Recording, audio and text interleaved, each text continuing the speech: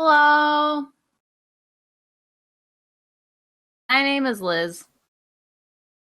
Welcome to the Pinfall podcast. I thought I was Liz. Oh, am I Mark? Yeah. Oh, shit. My name is Mark. I'm joined as always by my co-host Liz. And you're watching Disney Channel. Do. I got this. It works. I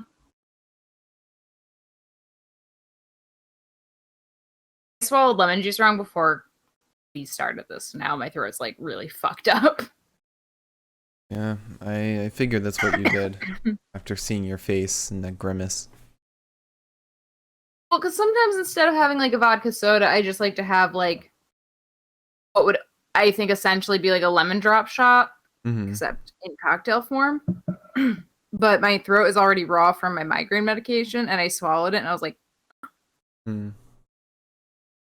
I'm incredibly thirsty in the sense that I'm dehydrated. I'm having a terrible Friday. Mark is having a great Friday. The ants on our floor are having a great Friday. The cat is having a great Friday.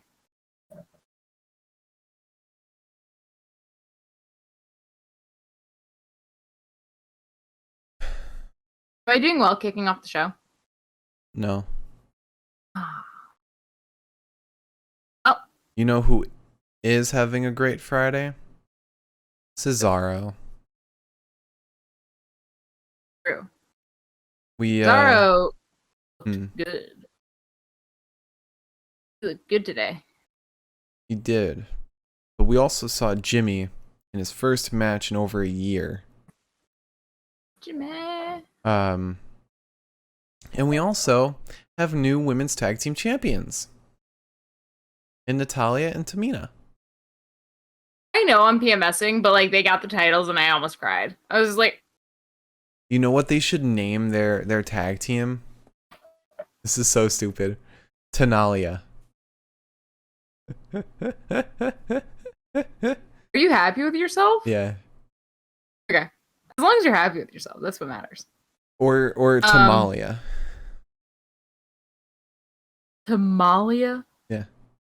That way you keep the M in Tamina. Okay. Sounds a little like tamale, but okay, so yeah.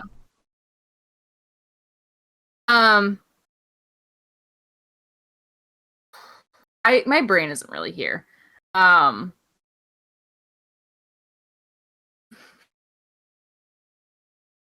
Friday, everyone. I know I always tout this as like one of our better podcasts because like we have nothing to do tomorrow, but like I'm dead inside. But was a great episode of Smackdown. Last episode of any wrestling, but actually we have 205 Live, but last episode of main roster wrestling until Backlash. 205 Live is over. Okay, then wrestling's over. Wrestling is done. All right. No more. It died, just like everyone wanted it to. But stay tuned until after the Best of the Night for our predictions for WrestleMania Backlash. We have not done Pepita's predictions. We've been trying to get that done, but haven't exactly had the time. Sort of my fault. I have pestered Liz about this on several times over the last few days. I've been very busy. That was me actually saying that wasn't a sarcastic Sounded very sarcastic. But that should be going up tomorrow sometime, if not Sunday morning. But until then, we'll have our predictions, and I'm glad we didn't get any last minute matches during SmackDown. Do you want to know what song has been stuck in my head, by the way? Is it related to wrestling? No. Oh man, what song? Numb by Linkin Park, but like the remix with Jay-Z. Oh, Or I like like the that entire song. evening. What's No. what's the Linkin Park song with Steve Aoki? Is that not Might be. numb Might be Numb. as well? Let me see. Linkin Park. I didn't know that Steve Aoki was in one of their songs. Yeah. It's how I was introduced to Steve Aoki. I believe it is a song called "A Light That Never Comes." Okay. But anyway, we have SmackDown today. But first, before we get to that, Liz, how about we jump into the news? I would be happy to, because we've got a fuck ton of news. And while Liz is changing the sign, let me just remind everyone the rules of our predictions, so you know for when we go over the predictions. For every incorrect prediction that we make, also we make predictions on the outcome of every match. For every incorrect prediction, we have to finish a can of hard seltzer before the end of the show. And so you get 3 wrong. That's 3 cans you have to finish before the end of the show. And whoever has the most correct predictions will be crowned the Pinfall Podcast Prediction Champion, and then has to deal out a punishment to the loser. I'm the reigning champ. You are. But this time around, things might be different. Might be. It's gonna come down to the wire. It will. This is the first time in a while where I think the chances of us tying are really, really strong. Yeah. And we should throw in a tiebreaker. We really should. We do have a tiebreaker. Oh, not really. We don't. We did, and then we didn't. Yeah. I'll think of something, go over the news, and I'll run it by you at some point. Yeah. So first piece of news is, as some people might know and some people might not, because I have not actually heard about it a ton, is that New Jack passed away at the age of 58. Kind of a fucking shocker. Yeah. Not the news I was expecting to read today. Yeah, passed away, I believe, at home from a heart attack. New Jack was famous for being just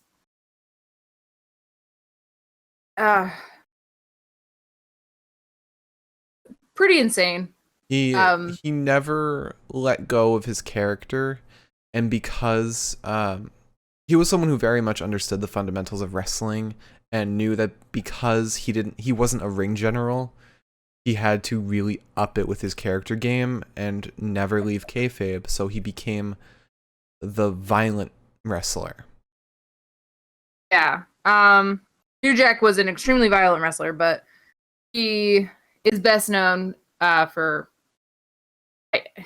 primarily known for his time in ECW, which, weirdly enough, he was only in for 5 years. Yeah. I mean, people make long strides in a short amount of time. Like, believe it or not, The Rock was only in wrestling for 8 years. Oh. Yeah. But we definitely, if you want to learn more about New Jack, definitely watch the Dark Side of the Ring episode on him. If you have the stomach for it, it is incredibly violent, and there is a lot of footage of how violent it gets. Specifically, if you have problems with watching people get stabbed or being basically cut open, maybe don't watch it. Yeah. Maybe just read his Wikipedia page. He was very violent to other wrestlers. Yes, which was very controversial, but he was wrestling apparently as recently as last month, during WrestleMania weekend. So, kind of wild that he passed away. But, changed a lot about the wrestling world. So, a shame to see him go, and best wishes to his family. Miriam said that he was one of the people Isaiah Swerve Scott trained with. Fun fact. Really? Yeah. I wonder what he must have been like as a teacher. He just told everyone to blade. But not yourselves, blade your opponents. Anyways, also turns out that Mr. Alexander Wolf actually was sick. Not with a stomach bug, but much worse. He had the flu. Yeah. Which, can I just say, when I saw the article that a match was canceled because of illness, I was like, oh, fuck. God damn it. And then I read that he had the flu, and I was like, oh, okay. That's a normal one. Cool. Yeah. Not cool, but like, but kudos to him also for going into film when he had the flu. Yeah. I've had the flu, and I wanted to lay down in my bed and dissolve into my mattress. Well, they probably said it was a stomach bug so that people weren't like, oh, he has COVID, you know? Yeah, I think they probably wanted to film that segment. If they said, oh, he's got the flu, it would have been like, well, maybe he shouldn't be there. Yeah. So hopefully Alexander gets better, so that we can continue his shit disturbing ways. And then speaking of blading, to an extraordinary degree, Christopher Daniels might be done with wrestling for real. Christopher Daniels is one half of SCU and was most recently wrestling the Young Bucks last Wednesday, where he basically split himself open. I don't know where or how or when, but it was one of those matches where all of a sudden there's blood pouring from somebody's head, and I was like, okay. And although it was a lot of blood, it was worked really well into the storytelling. It really was. Although it sucks for how much he bled, because that was a lot. The best part was that like Aubrey Edwards was just like kind of in the ring, like, all right. Anyways, like just not a care in the world. Or no, it wasn't Aubrey. It was the bald dude. That isn't Bryce Remsburg. They have ringside docs because the one was checking up on Orange Cassidy during their match. Right. It just didn't seem like anybody was checking up on Christopher, and I was like, okay. But he tweeted something along the lines of, that might be all, or something like that, after the match. So there's a chance that maybe that was like his last hurrah. Or he's talking about the tag team. Yeah, there's a possibility that's the case. I guess we'll find out next Wednesday. Also, real quick, props to Christopher Daniels for like pulling off some great spots while still bleeding out a ton. Like the man is, he's not young, but yet he's resilient. So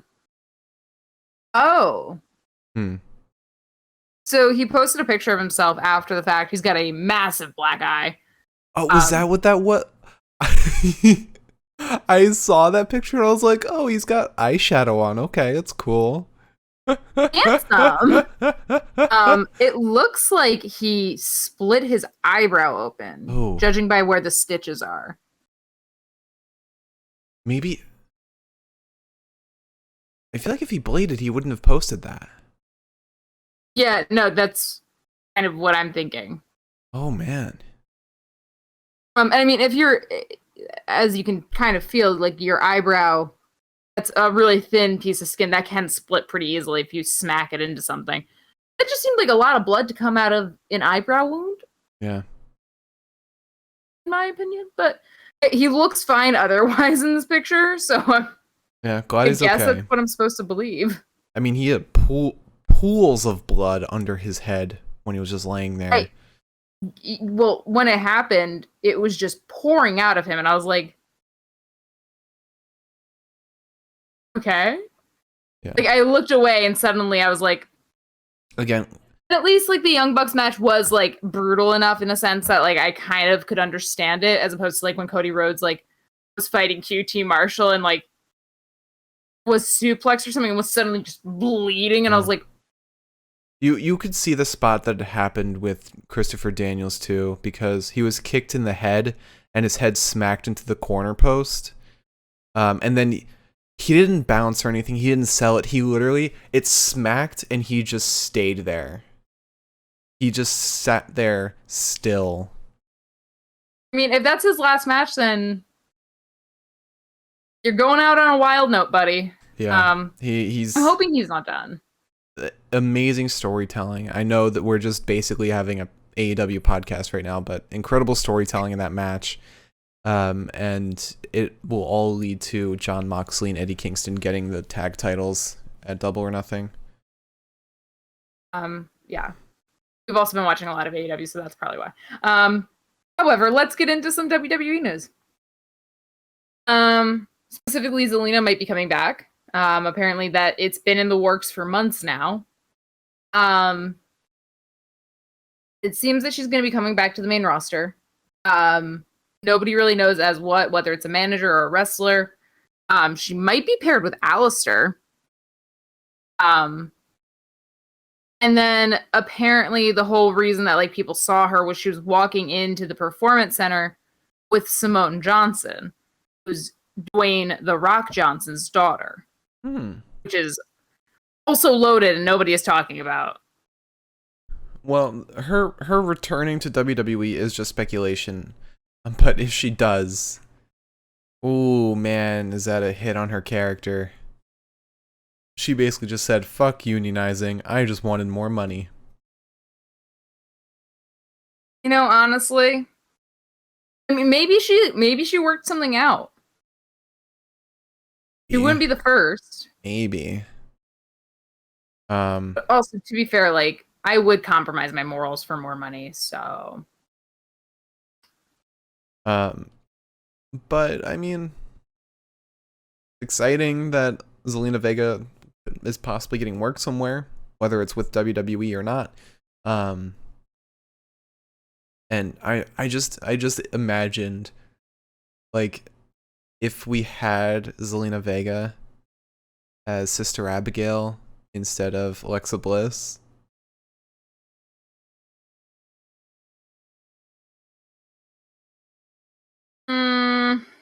It kind of could have fit too, because the last we saw Andrade and Zelena on WWE was when they got Sister Abigail by The Fiend. Although that was with Fiend and Alexa. Yeah.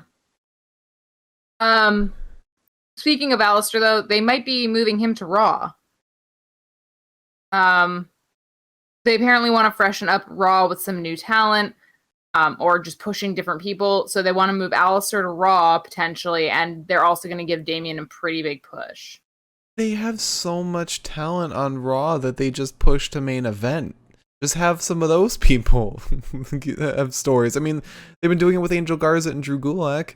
Give other people something. Give Ricochet something. Give fucking give Jeff Hardy something. I feel like it's the equivalent of having a kid to save the marriage. Yeah. Like, maybe. Why don't you work on what you already got? Or it's like buying a boat during your midlife crisis. Yeah. Speaking of Raw, though, there's a good reason for, obviously, as everybody has noticed, Bray Wyatt has not been around. And the reasoning for that is that Bray Wyatt has not been doing too hot. We were supposed to kind of take his last Firefly Funhouse as kind of a send-off for the time being, because after Luke Harper passed, I guess it's unsurprisingly kind of smacked him in the face. So he has been absent for that reason, and it's just so fucking heartbreaking. Yeah, I mean, the two guys were practically family. Yeah.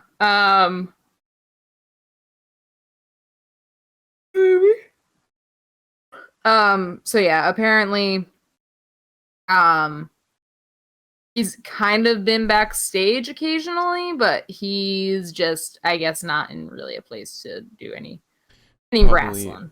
probably hard for him to gain any kind of composure. Yeah, I mean, that's got to be like, he's still playing a similar character to who he, in a sense, as far as the storyline goes, the same person that he was when he was with Luke. And then on top of that, it's like Randy was part of that too. Mm-hmm. His storyline was with Randy. Yeah. It can't be easy. Yeah. Props to everyone on AEW, like everyone in the Dark Order who's been able to kind of move on, continue on. I wouldn't say move on. I would say find some solace at least. Yeah. Yeah. But we're hoping that we see him soon. Mm-hmm. Very much. And in other stressful news, I guess. Sami Zayn. Oh, Sami Zayn. Yep. So Sami Zayn, notoriously outspoken on political things. And almost always in the right. Actually, I've never seen him in the wrong. So Sami Zayn spoke out on the Palestine-Israel issue. I think outside of creating tweets to push links for donations towards Palestinians, he rightfully attacked Andrew Yang, who came out as pro-Israel, and apparently a lot of pro-Israel groups, which seems to be 90% of like the powerful people in this world, because that's not surprising, have contacted WWE and Fox and NBC saying like, hey, we can't support this. Mm-hmm. And so help me God, if my good boy Sami Zayn is preaching the good word out here and gets fucked before somebody else who deserves it much more, which I will talk about in a minute, does. Yeah. It would suck, but we saw him on TV today, which is a good sign. I saw him and I was like, okay, maybe we're fine. He's getting a title shot next week, so. But also, if you do want to donate to Palestine, I would look into it first, because there's a lot of links that like a lot of people.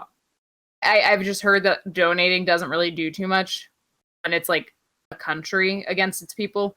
I know that he has tweeted some links, so maybe look into that. Because he's not wrong. Anyways, speaking of people that need to get fired, Drake Wirtz was noticeably, sorry, not at NXT this week, which was just a thankful little happenstance. But it turns out he missed work because he was busy protesting masks being mandated in schools. Which, I have to say, I've worked a lot of jobs that if I missed it to fucking do some far-right rallying, I might get in trouble. You'd think.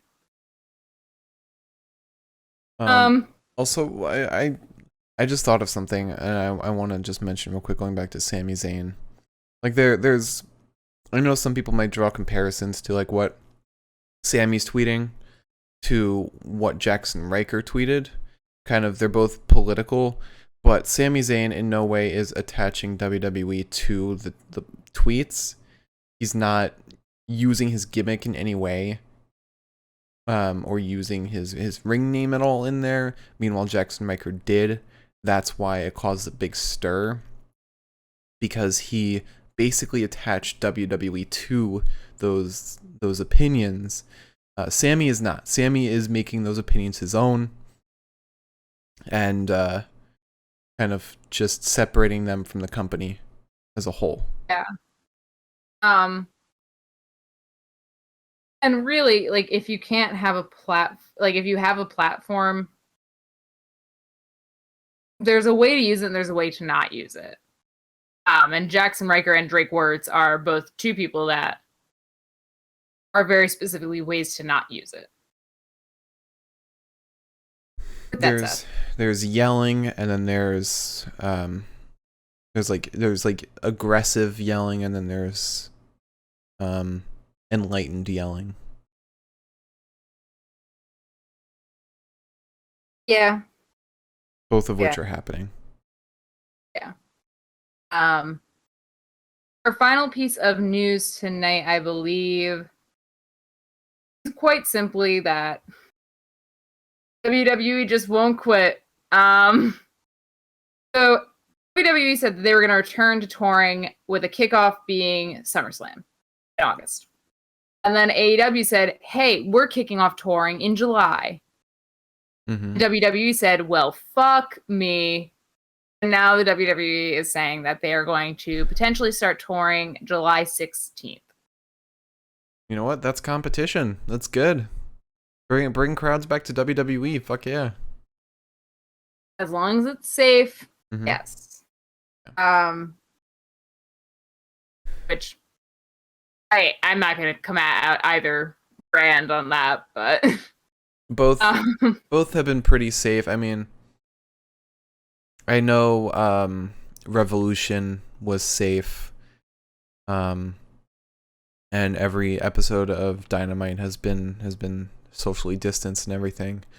WrestleMania, I know there were a lot of people without masks. I don't know if there was a big transmission from it, but I mean, the fact that I haven't heard anything is a good sign. But also, we do each live in our own bubbles, so I don't know. Yeah. Also, in case you were wondering, wait, I already.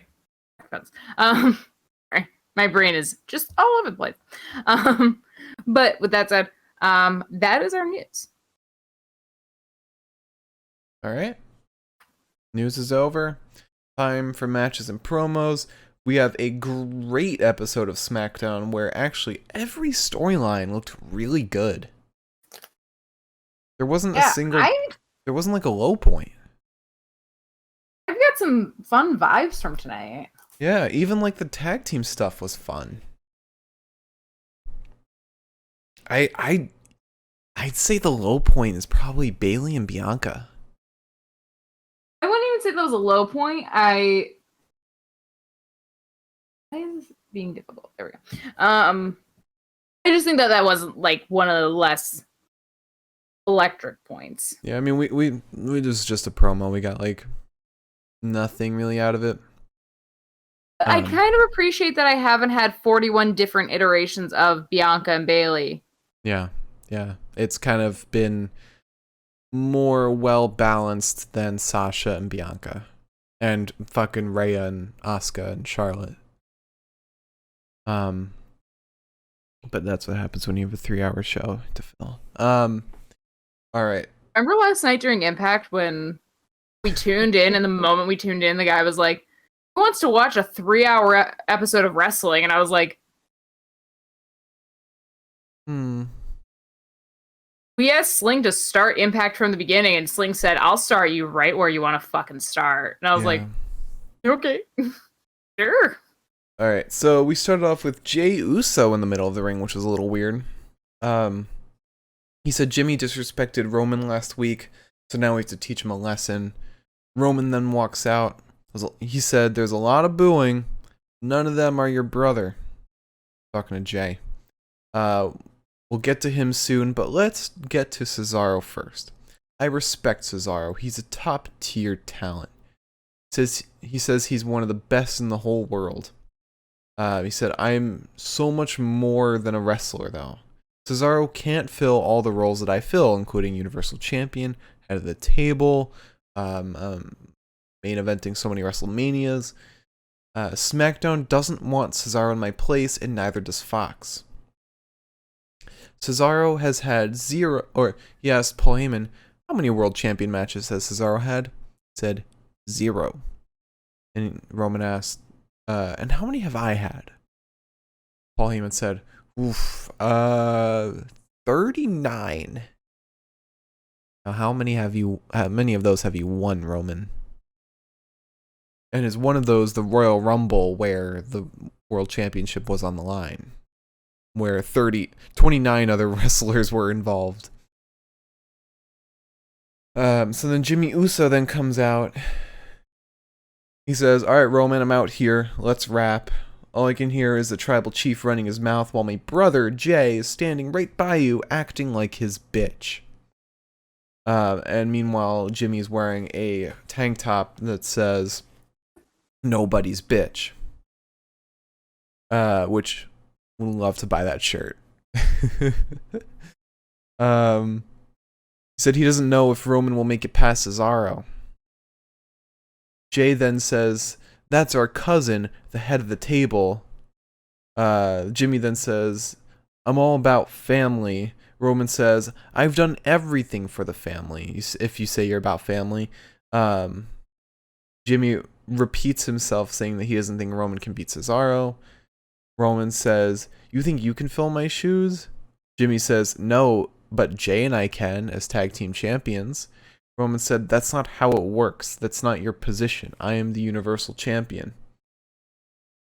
He said, do it. Do what I do. Take this Universal Championship. Show the world you can defend the title against Cesaro. And then Jimmy says, fine. He calls out Cesaro. Cesaro comes out. Cesaro says, challenge accepted. He said, I'm going to beat Jimmy tonight, and then I'm going to beat you, Roman, at Backlash. And then we fade out from here. And we get Nia Jax and Shayna Basler versus Tamina and Natalya for the Women's Tag Team Championship. And this was actually a really fun match. Yeah, this was really fun for a multitude of reasons, specifically because God stepped in the best possible way. Let's see. Reginald was kicked out immediately. Tamina and Natalya won. Shayna looked like she cared in this match. Nia Jax was in it minimally. And both Tamina and Natalya looked really good.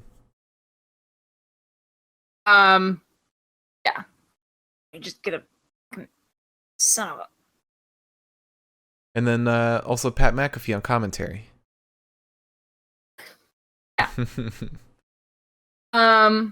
So we start this match with Nia versus Tamina, and if you're wondering, we talked about this. I think the best reasoning for them to have done this on SmackDown was that they did the men's on SmackDown before WrestleMania.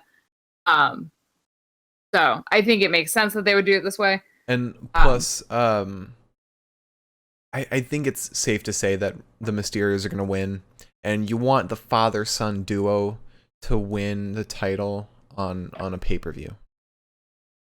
Yeah. But this would have been just as good in a pay-per-view too.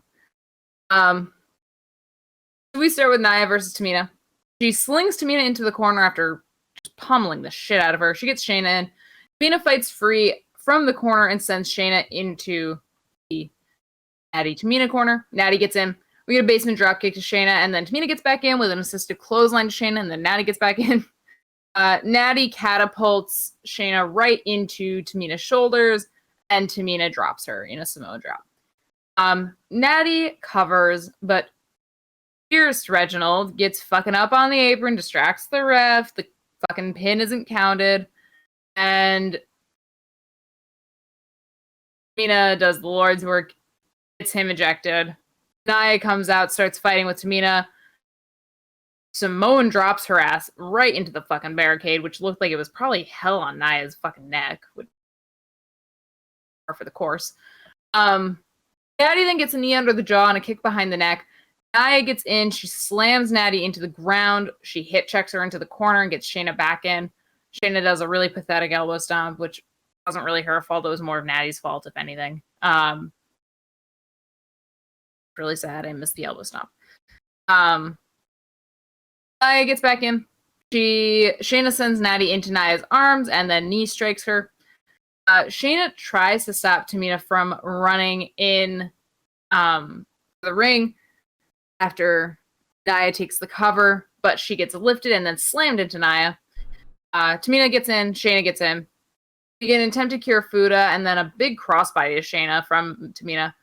Shayna then dodges Mina as she charges, but Tamina hits her with an elbow.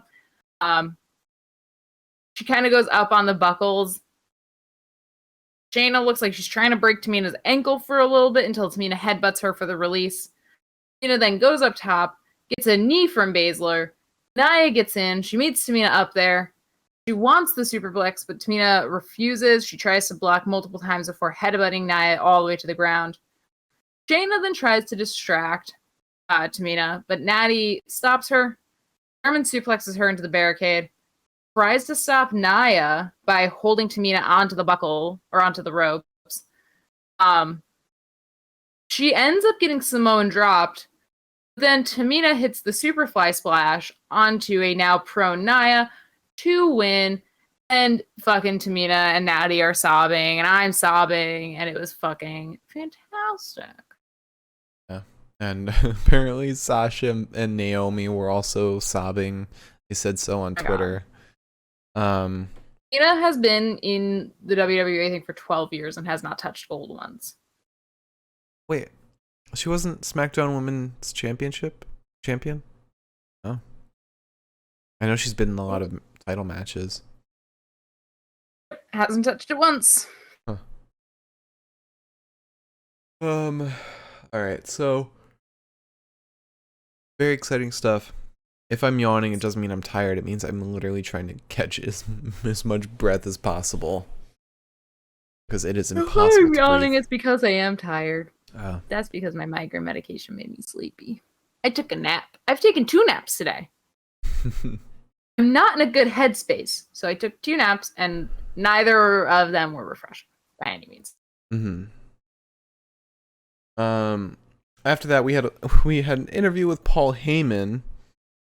Kayla asked him, like, what if Roman, or what she ask? What did she ask about Jay and Jimmy, or Cesaro and Roman? It was a hypothetical.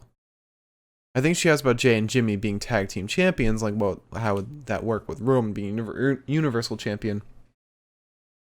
But Paul Heyman said, "Stop with these hypotheticals. I don't know if Jimmy can beat Cesaro tonight, but I know this weekend Roman can and will beat Cesaro." And he just left the scene, closed the door, without any other words said.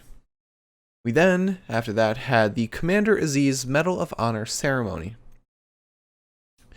There is a staircase in the middle of the ring that Commander Aziz stands on. A probably 6'5" man suddenly becomes 8'5". I would say that he's probably taller than 6'5". 6'10". But Apollo is with him, and he says, since getting the title, Nats have come after me every single week, and Aziz has swatted them away every time. What's up? He is 6'9", and I forgot he is a Gemini. He is like billed at 6'9". Well, he also did play football, so those measurements are more accurate than anything. That's fair. That's fair. But Apollo then says, I have brought honor to my home in Nigeria. There is no end in sight to my reign and prosperity. I may be Intercontinental Champion for life. He then presents the Nigerian Medal of Honor. But then Big E appears on the Tron and says, this is the biggest sham since Macklemore won Best Rap Album. You have yet to feel my power. Sami Zayn then comes out and he says, typical Big E, always making a joke of everything. I respect a good award ceremony, though. Apollo yells at Sami, saying, what is your problem? Sami says you're kind of holding my Intercontinental title. Aziz throws the stairs. And then, Sami demands Apollo lets him reclaim it. Kevin Owens then comes out and then just immediately charges at Sami. Apollo attacks Kevin Owens. Big E then comes out of nowhere and attacks Commander Aziz. And I love Pat McAfee's commentary on this because he's like, "What? Big E was just on the Tron and now he's here? How? What?" Bless his soul. Oh my god, he can sell anything. And then Aziz tries to give the Nigerian nail to Big E, but he's too slow. And then there's just a full-on brawl, which leaves Big E standing tall in the ring. Apollo and Aziz are kind of backing out up the ramp, while Sami and Kevin Owens are kind of laying flat in the ring.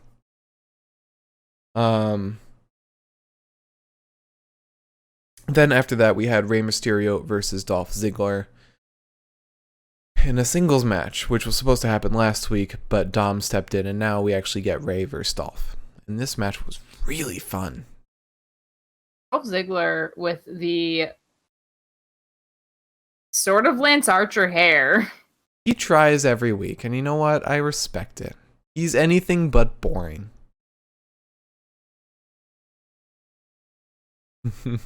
If anything, no, this was not the Lance Archer hair. The Lance Archer hair happened when he had that weird fake pony, the weird fake braid. That was strange. Best part about that braid, but like his hair was thicker than the actual braid itself. And his hair was a different color from the braid.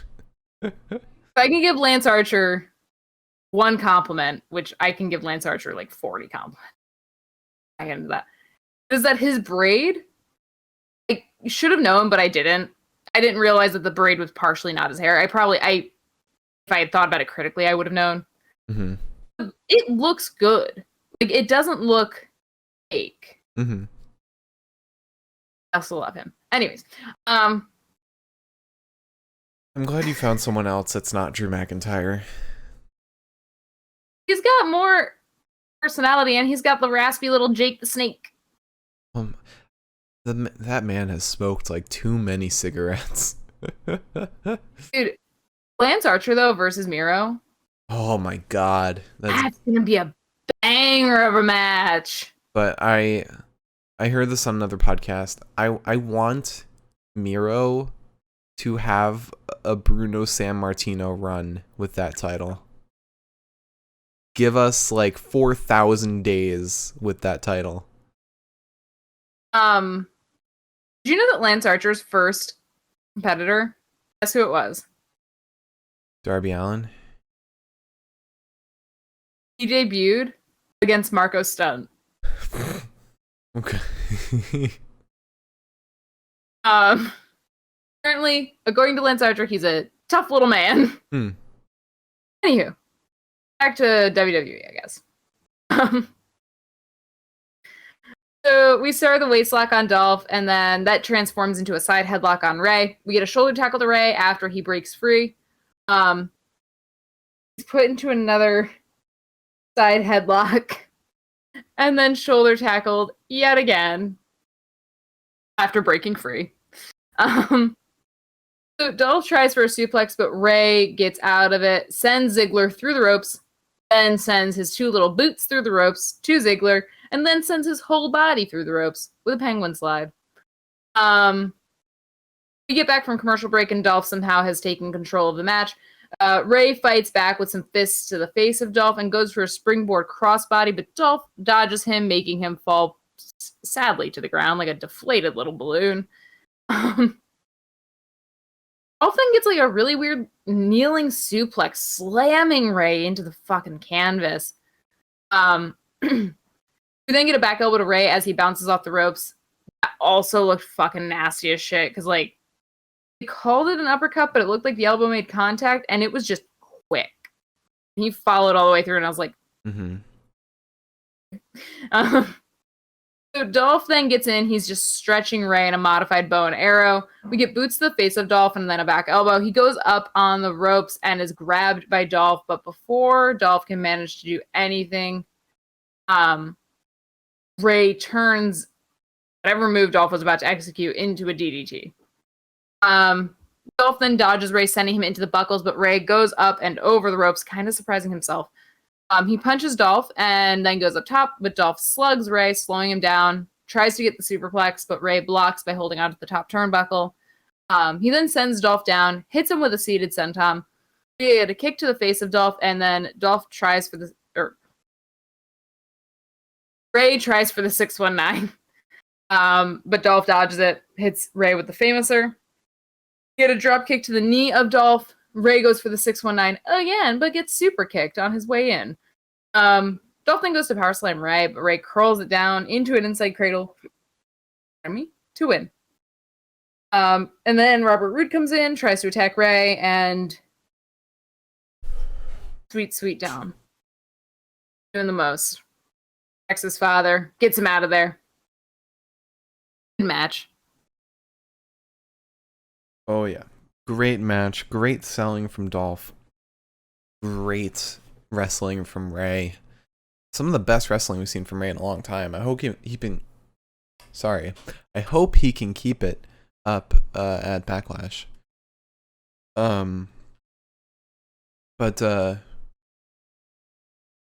Man, it makes me sad to see that the Dirty Dogs title run is like pretty much over, because they never really got their chance.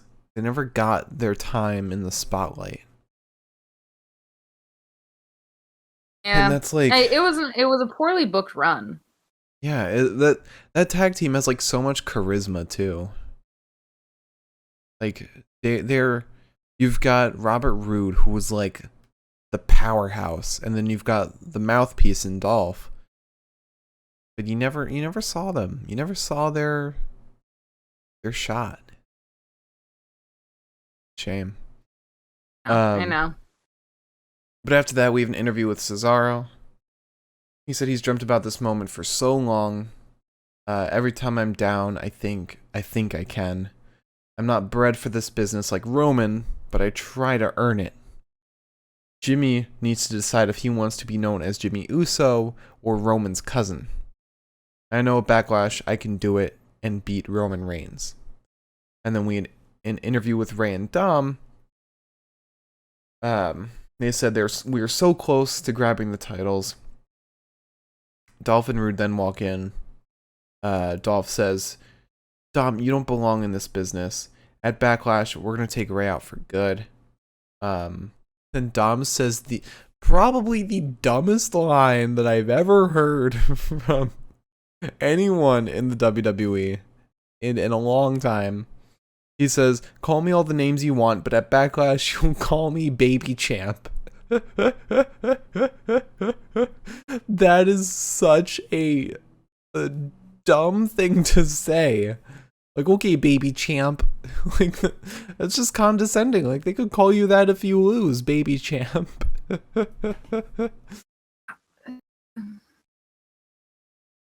I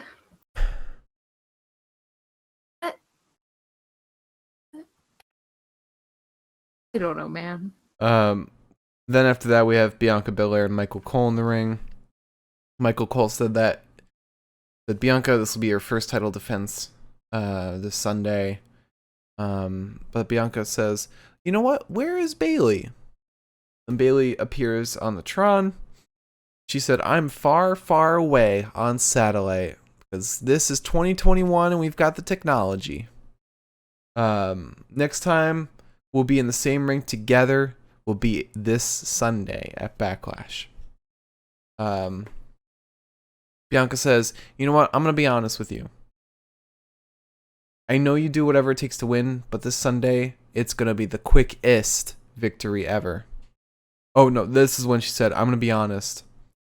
You're mad because you were busy getting thrown down the ramp by the Bellas at WrestleMania, while I was in the main event and won the SmackDown Women's Championship. And Bayley says, when I see you walking around with your braid and your sequence, I see that title will not end well and will end for good. Then that segment's over, and then we go to the next match, Shinsuke Nakamura versus King Corbin, a match that feels very weird on paper, but this could spell very good things to come in the future. What the fuck is happening? Well, what's happening is King of the Ring is being set up. I'm wondering about Shinsuke. Like, what? Shinsuke is like, he's trying his best to keep up like some kind of appearance. It's not so much that for me as it is like I don't know if he's gonna stay face. I think he will. I mean, he fought King Corbin. So to get into it, Corbin immediately knees Shinsuke in the midsection, or as Michael Cole said, the midshuction. Didn't even have to write down my notes to remember that he did that. Corbin goes for the vertical suplex, and Shinsuke hits him with a knee in the head to avoid it. We get a back heel kick to the face of Corbin, and then he wants the Kinshasa, but Corbin sidesteps and avoids it. We get a nasty fucking bear paw to the face of Shinsuke that knocks him off the top buckle as he goes up. Corbin then gets some control, grinds Shinsuke's face into the middle rope, sends a knee into the midsection of Nakamura again as he bops off the ropes. We get a single leg dropkick to Corbin off the ropes again, and then a kick to the midsection of Corbin. This gets Corbin down to a knee. Corbin then slings Nakamura into the corner. This is a little fast corpse thing, which we always love. Love to see it. Yeah. And then Nakamura does this incredible fucking takedown that like immediately transitions into an armbar. It's almost like an arm drag. Not quite. It was so weird. Corbin then lifts Shinsuke. Shinsuke pulls him back down. And Corbin wins by shoving Shinsuke into the mat while Shinsuke has the triangle lock locked in. That was this, however, results in Corbin getting his crown, being all like, my crown. Which Nakamura then attacks him, which is not a very face thing to do, but I like a little ambiguity. I think that's what the main roster needs. And then this results in Corbin's crown falling off his head and Nakamura doing a fancy little dance over to the crown, and then puts it on. And I said, and also they mentioned King of the Ring 50,000 times in this match, and they mentioned Shinsuke being the king of strong style so much. You just know King of the Ring is coming back. And apparently somebody posted a picture of Shinsuke when he had a king gimmick. I think in NJPW. Man, it looked cool. Looked like some what's the word? Some like gothic king type shit, like a spiked crown. Oh. So I think I've seen the pictures. I just gonna say I'm interested. I just hope that this King of the Ring, they don't have the king gimmick ruin someone like they did with Corbin. Get us back to King Booker type levels of King of the Ring. Let Xavier Woods win King of the Ring and have Dekang on WWE.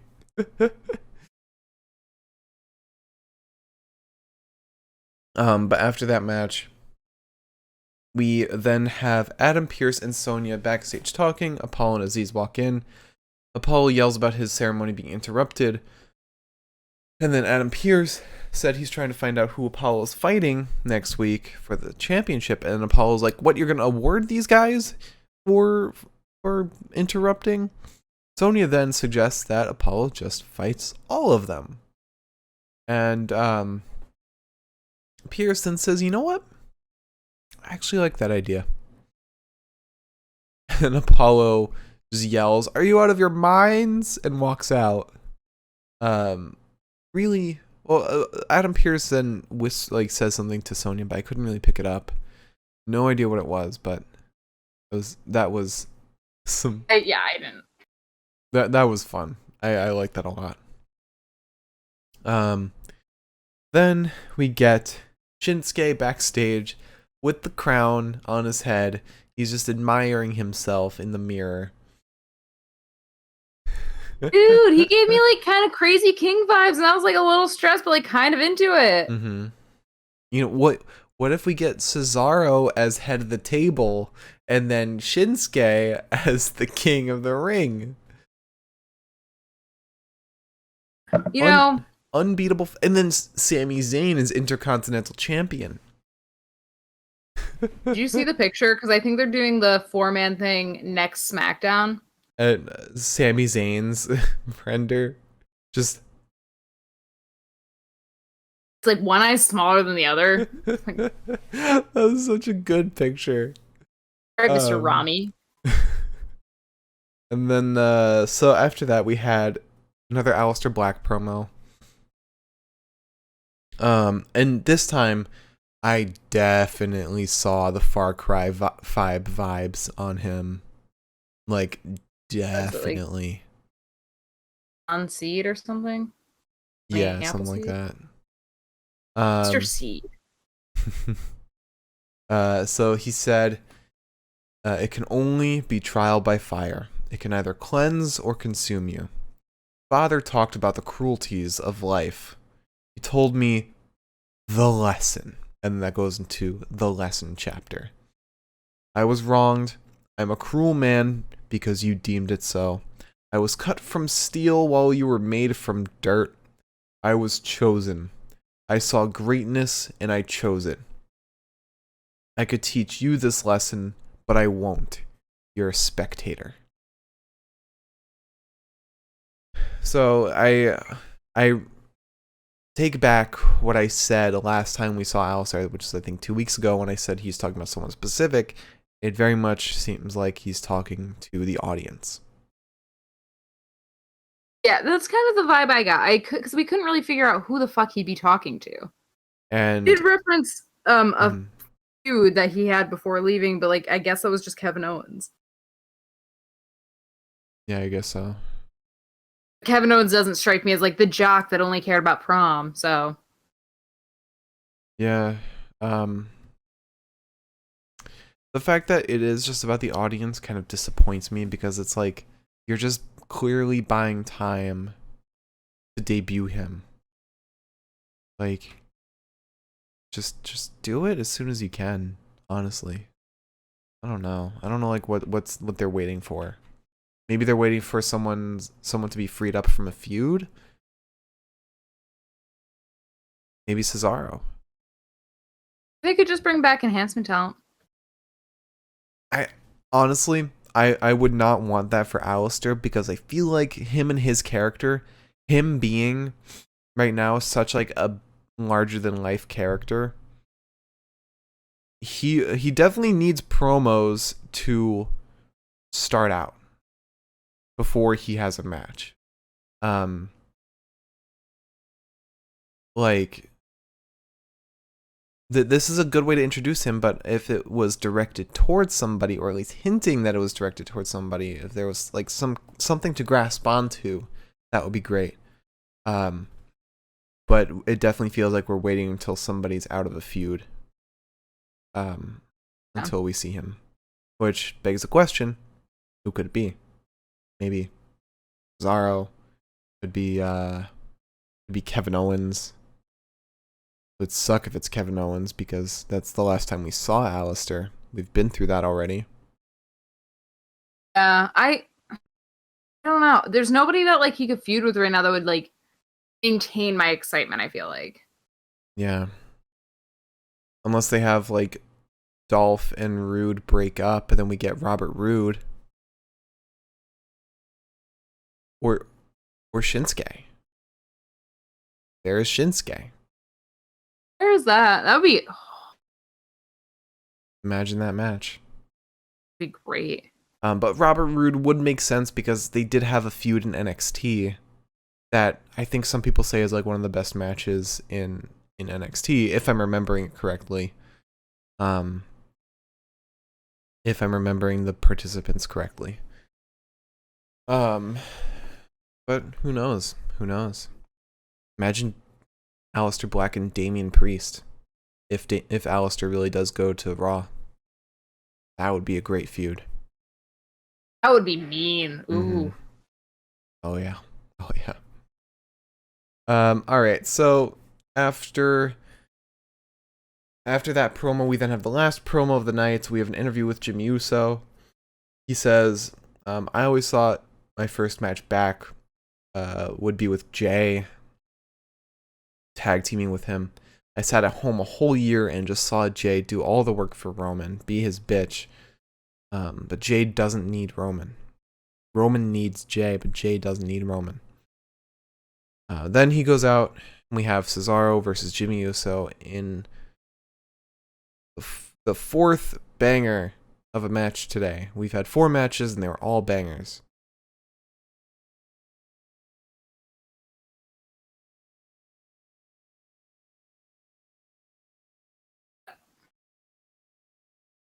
We start with a drop kick right into Mr. Jimmy Uso.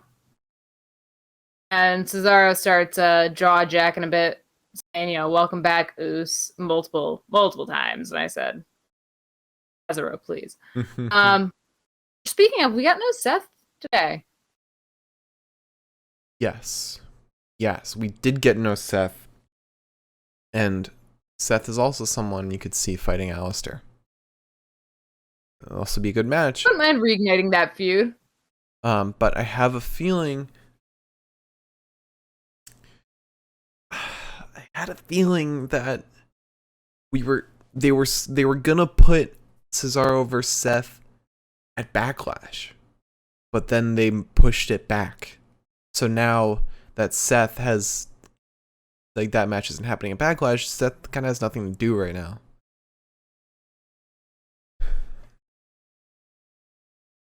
You could just keep talking to Roman. You could, yeah. That would just make for great stuff in and of itself. That'd make me happy. We get a side lock on Cesaro, but Cesaro hits Jimmy with a shoulder tackle. We get a big jump from Jimmy that lands him right into Cesaro's arms, and he is then power slammed. Jimmy feigns injury just to take down Cesaro's guard, super kicks him. His name is Cesaro? All right, Cesaro's guard, before super kicking him and then Samoan dropping him. Jimmy then wants the suplex, but Cesaro disagrees with the concept, lifts Jimmy instead for a vertical suplex. There's then a kick upside the head to Cesaro, and then Jimmy goes to hip check Zaz. He avoids.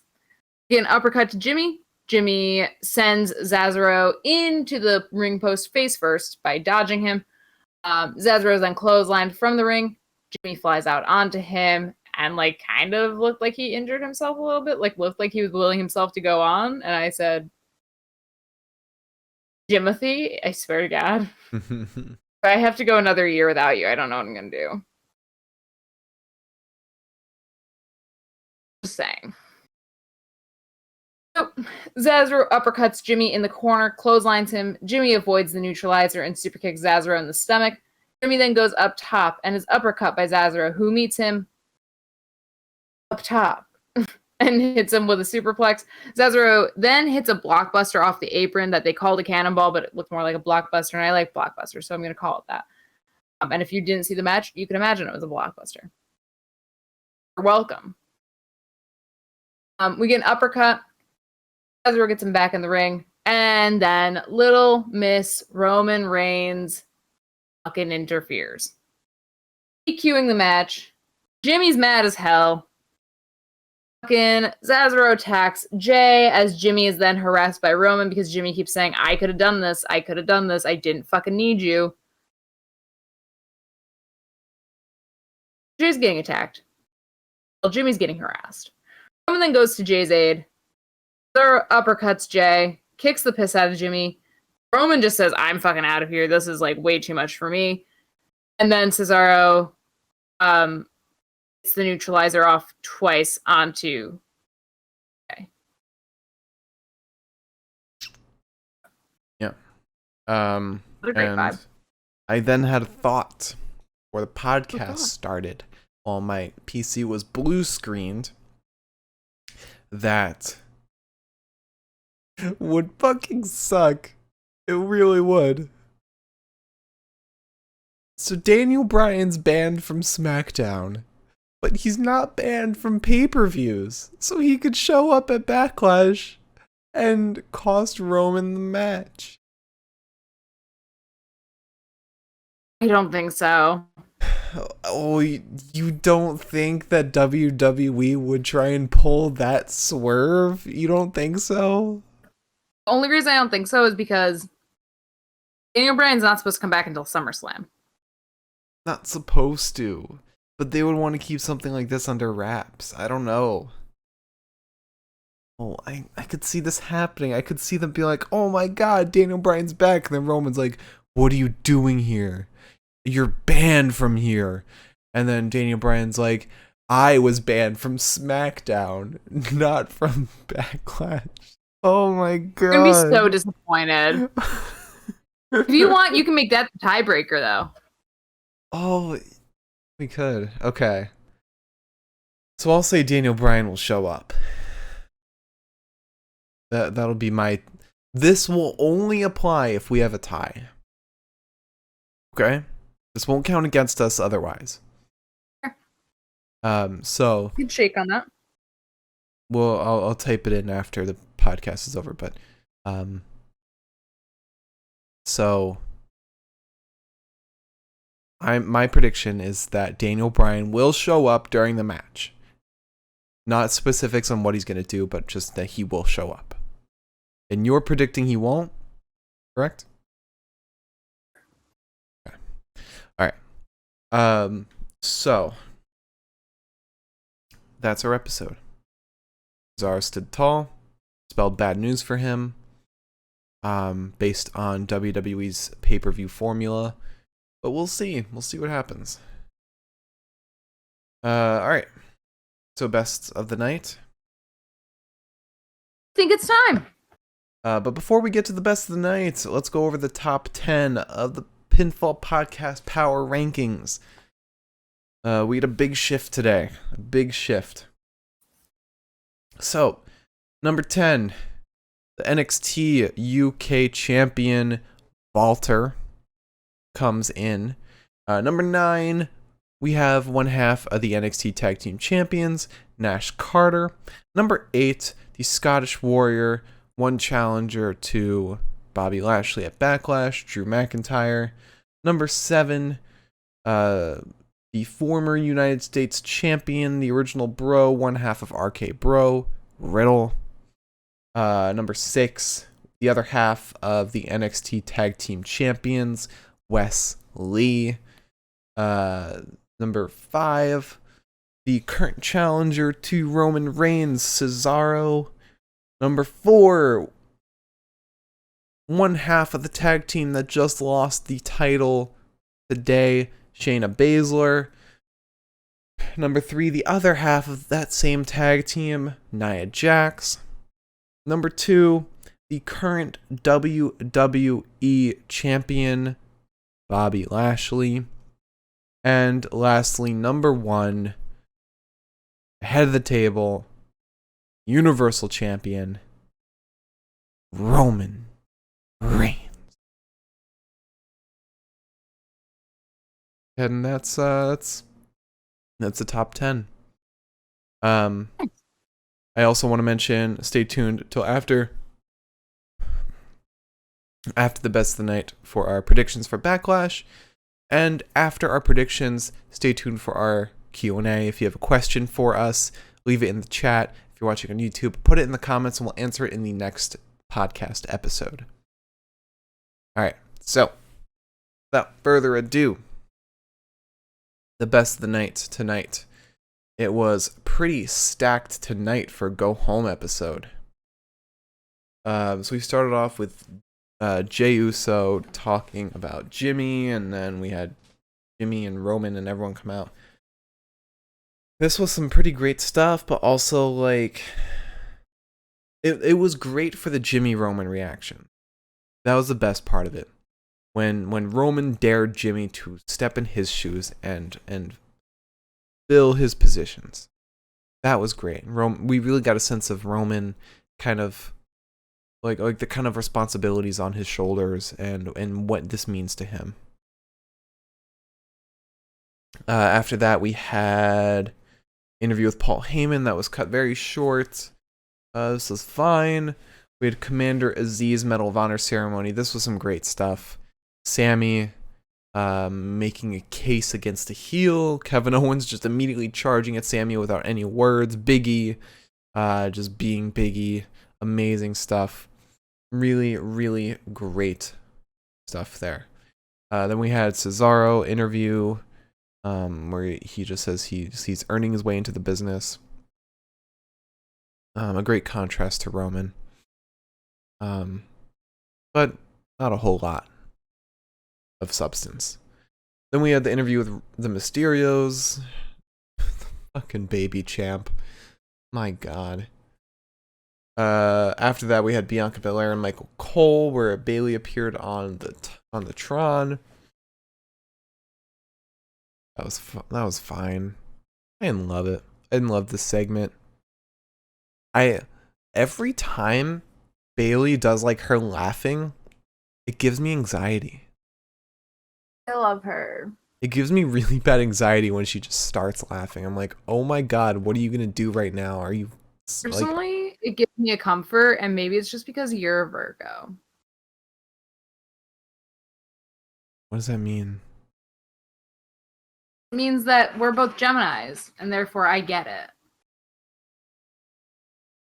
Okay. Don't you appreciate me quite the way I'd like to be appreciated? I love you. All right, so after that, we had Adam Pearce, Sonya, and Apollo. This was nice just to see some more interaction between Sonya and Adam Pearce. See more of that storyline. After that, we had Shinsuke admiring himself with the crown. That was interesting. Then we had Alistair Black promo. This kind of didn't add anything new. I don't know. I don't know what we should be retaining from this stuff. I don't know what it's leading into. Get that. And then lastly, we had Jimmy Uso's interview, which was fine. So, my pick for promo of the night, I think it's got to go to Jimmy, Jey, Roman, and Cesaro. That was a great, well-delivered promo. Actually, never mind. You're right.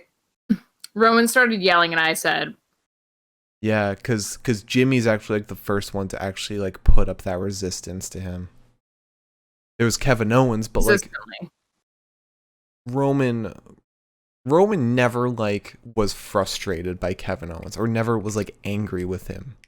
He always saw Kevin Owens and Daniel Bryan as like just business. Like it's just business he needs to take care of. All right.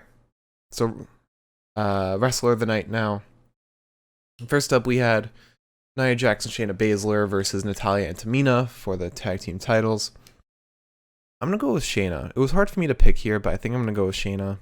I wanted to go with Tamina, but she actually wasn't in the match very long. She spent a lot of it on the sidelines after she took that Samoan drop from Nia Jax. And Shayna actually put up a great performance because, again, it seemed like she cared. It actually seemed like she cared for once. Yeah. She sold really well. Her hits looked real. She was her normal self. She was her NXT self in this match. After that, we had Rey Mysterio versus Dolph Ziggler. I'm going with Rey. Rey took some bumps, but he also looked fantastic as well. Yeah, Rey looked his best in a long time. And I'm hoping he keeps that for Backlash. After that, we had King Corbin versus Shinsuke Nakamura. I want to go with Corbin. We saw some grappling from Corbin that we never see him do. Like, I've never seen Corbin get someone in the submissions that he got him in. That was some really great stuff.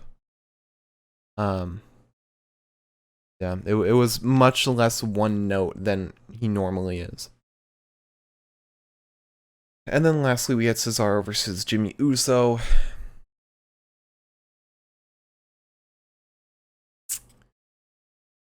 I'm going to go with Jimmy.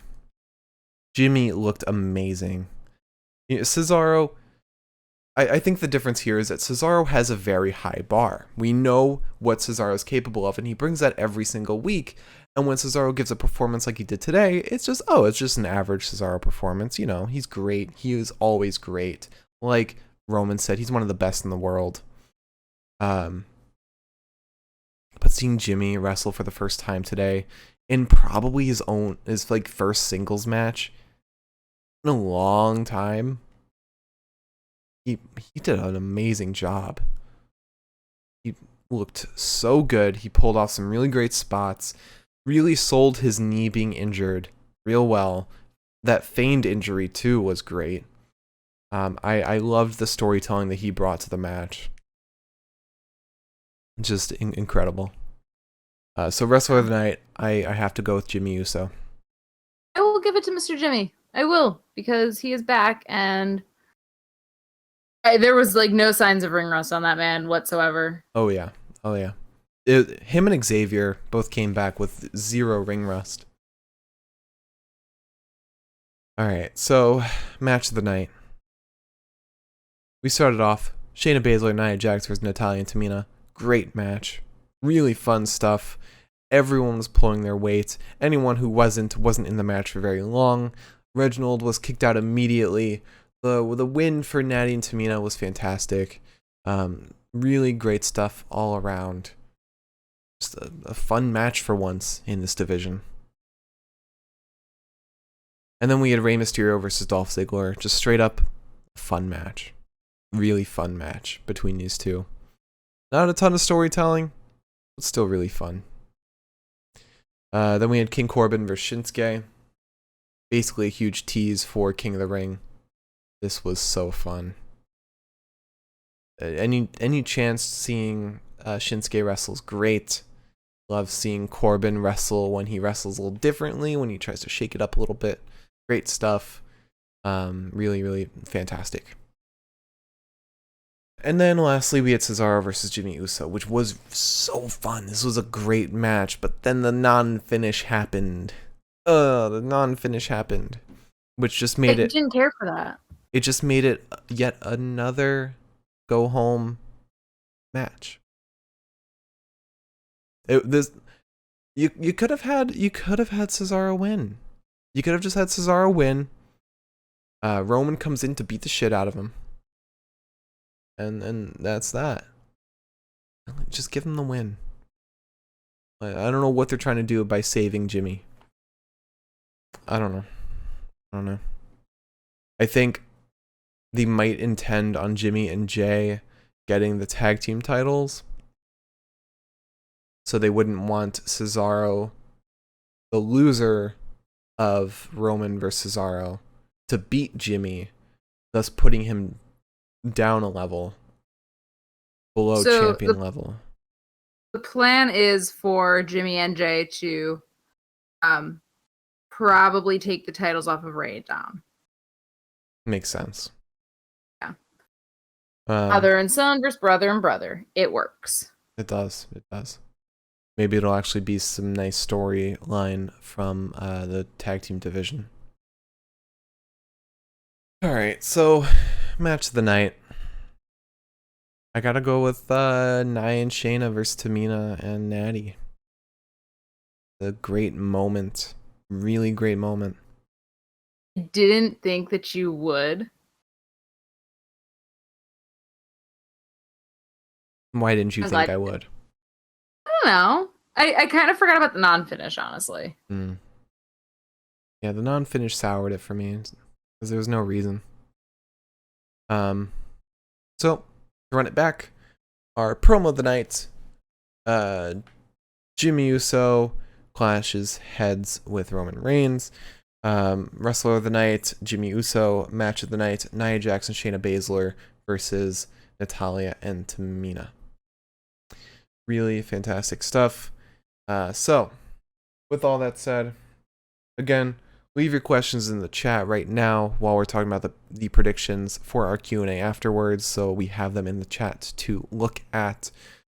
And I will also pull up the YouTube video. Alright, so predictions for Backlash. To reiterate on how the predictions work, we predict the outcome of every match. The winner, sometimes we pick who will take the pin, and every incorrect prediction means you have to drink 1 can of hard seltzer before the show is over, before the podcast is over, and that stacks up. So if I get 3 wrong, I have to finish 3 cans of hard seltzer. And whoever has the most correct predictions will become the Pinfall Podcast Prediction Champion, and will deal out a punishment to the loser. And Liz is the reigning champion. Alright, so, Liz, shall we start off with the predictions? Let's start off with, let's start from the bottom and work our way up, okay? Let's start with Damien Priest versus The Miz in a Lumberjack match. You have to give me a moment here. Okay. Quickly. What are you doing? Ordering the shit out of an ant. Oh, God. Sorry. My Joe Biden White House letter that came several months late. I also wipe my lip gloss on. So yeah, let's start. Damien Priest versus The Miz, Lumberjack match. Who do you got? I chose Mr. Damien Priest because I heard that they were giving him a big old push. I chose him too because this will somehow break up John Morrison and The Miz, and having Damien Priest win will end the feud indefinitely. Alright, so after that, we have Dolph Ziggler and Robert Roode versus Rey Mysterio and Dominic Mysterio for the Smackdown Tag Team Championships. Liz, who did you pick? The Mysterios. I picked them, and I picked Dolph Ziggler to get the pin. To get pinned. I made the same exact predictions as you. Mysterios will win, and Dolph will take the pin. Alright, so after that we have Rhea Ripley versus Asuka versus Charlotte Flair in a triple threat for the Raw Women's Championship. Liz, who do you got?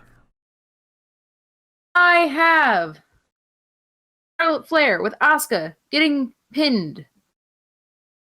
So that Rhea can be like, you didn't pin me though, haha. I have Charlotte Flair with Rhea Ripley getting pinned, because that protects Asuka, the longer of the reigning champs, and Rhea can move on to having a feud with Alexa Bliss potentially. Alright, so after that we have Bianca Belair versus Bayley for the SmackDown. Oh, I forgot about Alexa Bliss. Yeah. So we got Bianca Belair versus Bayley for the SmackDown Women's Championship. Liz, who do you got?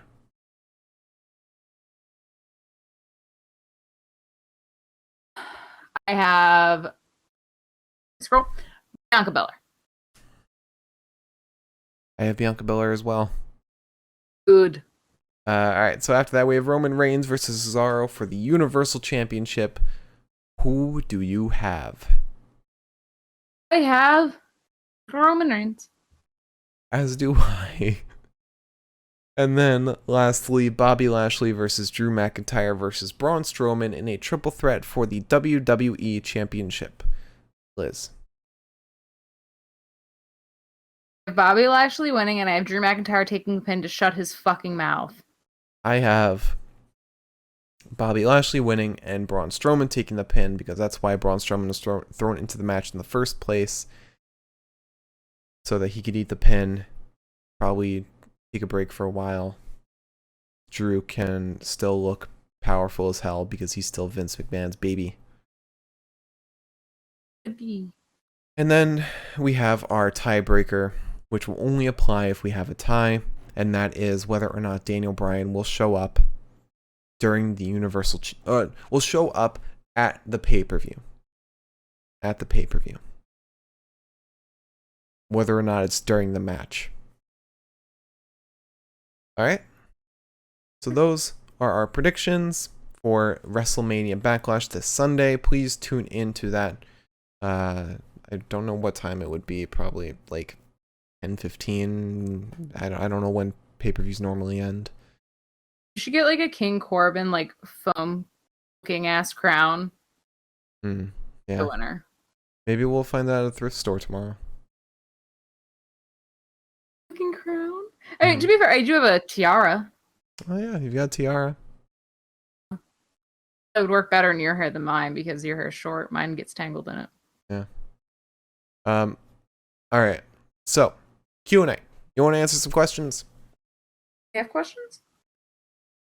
We have none in the chat right now, but we have one from Milam on the YouTubes. My dearest Milam. This was left on the Raw podcast this week. It wasn't on there when we had NXT, so we weren't able to answer it then. But Milam asked,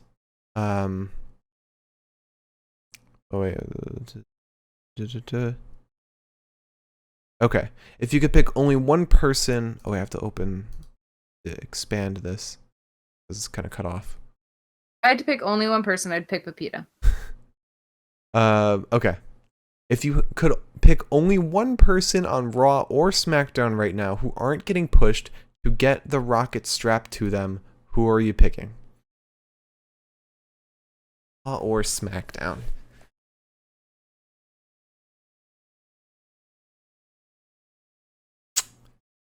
Oh. You do Raw and SmackDown? Just make it easier. Yeah, we could do Raw and SmackDown. Because Raw has a ton of people that could be getting pushed and aren't getting pushed. Let's see. Raw and SmackDown who need a push. Do you have anyone in mind? I think I know what I would choose for SmackDown. Okay. I think as far as not getting pushed in terms of a title, I'd probably go with Shinsuke. Shinsuke's a good option. He's a good option. It's so hard for me to think of one right now. From SmackDown, at least, because it feels like we're seeing everyone on SmackDown. Who would you choose for Raw then? Oh, actually, SmackDown. Probably choose Chad Gable. Probably. Him alone. Who would you choose for SmackDown though? That was SmackDown. Raw. Raw. I feel like Raw has so much talent, and then I also forget who's on Raw. Yeah. Let's see. You know who needs a good fucking push?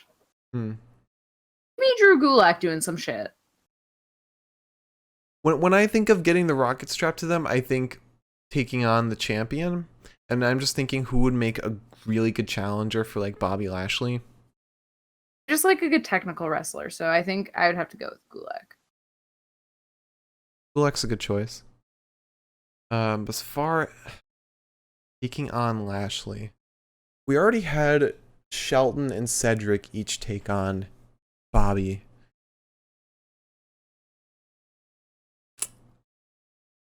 I want to say like Jinder. Ooh. Get Jinder fighting Bobby. Or Who else is on Raw? Bobby, Sheamus. Sheamus doesn't need a push.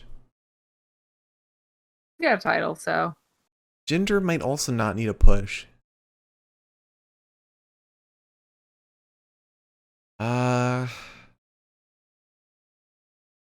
Maybe. Oh, actually, Ricochet.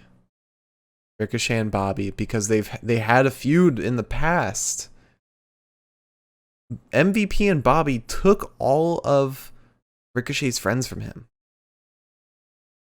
Or rather, Good took point. Cedric from him. Okay. So yeah, Ricochet and Chad Gable. All right, and then Miriam has a question in the chat too. If you were a wrestler, what would your finishers be? Oh God. I've thought about this. I actually have thought about this. Miriam and I have talked about this multiple times. I think I would call mine the whip. And I would go for a suplex, bring them up, but then just bring them right back down on their face. Instead of going all the way around, just like bring them up and then back down. I feel like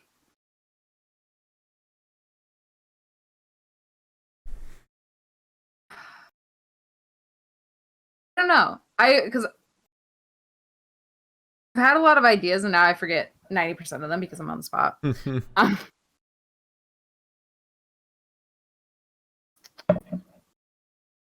think mine would have to be some sort of like,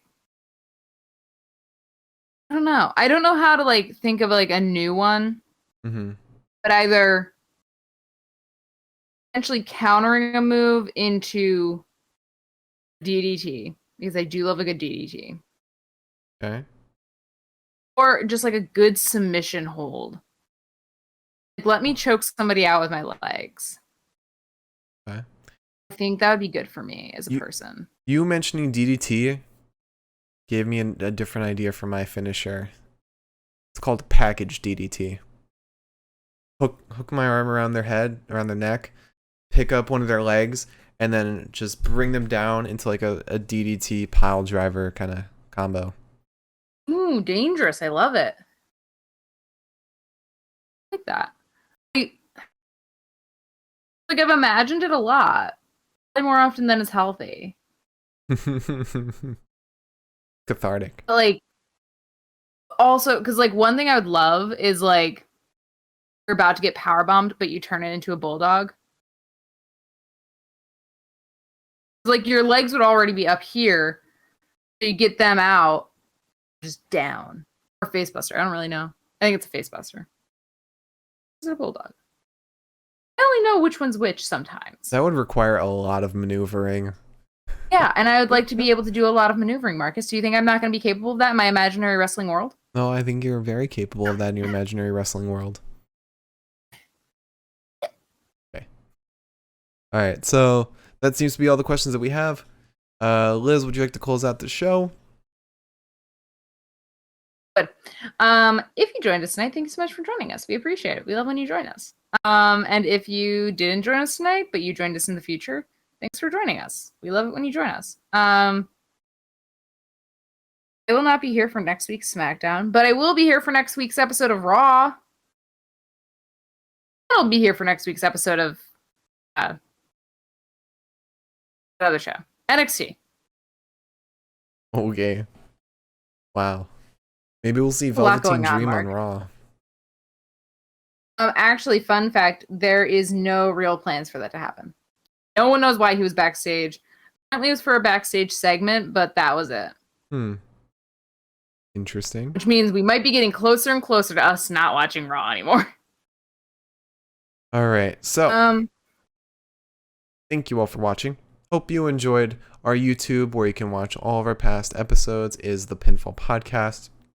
But if you're a subscriber, you can watch the past 2 weeks of episodes right now. You don't have to wait for You don't have to wait for them to be uploaded to YouTube. You can just watch them right now if you're subscribed. Our Twitter is at Pinfall Podcast. You can see that right down below. My Twitter is at TheMarkCameron. Liz is at ElizaElane23. And yep, thank you all for watching. We hope you enjoyed, and we will see you Sunday for WrestleMania Backlash. Yeah. Whoops. Sorry. Yeah, not Raw just yet. We've got one more. All right. Have a great night, everybody. We'll see you on Sunday.